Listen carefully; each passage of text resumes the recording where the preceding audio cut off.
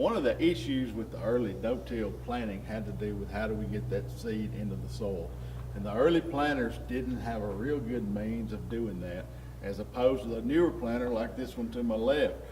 We had to develop systems like the coulters and the trash whippers to move the residue out of the way and cut that slice into the soil. And once we did that, we made lots of progress on how to actually no-till plant. One of the other auxiliary issues that came along is now we use markers, and we did back then as well, such as this one here on this planter. And this stretches out and leaves a mark when you're planting that you follow on your next pass back. This disc cuts a slot, and you use that to follow so your rows are spaced the right distance. But in the early no-till planters, these weren't designed this way, and they didn't cut very well.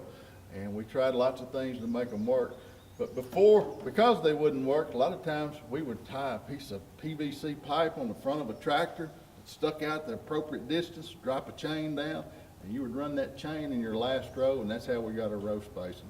When it worked well, it worked okay, but sometimes it was hard to see in that wheat stubble, and you'd look up and you'd made a pass out through the middle of the field where you didn't intend to go, and that was just part of the challenge of the early no-till planting.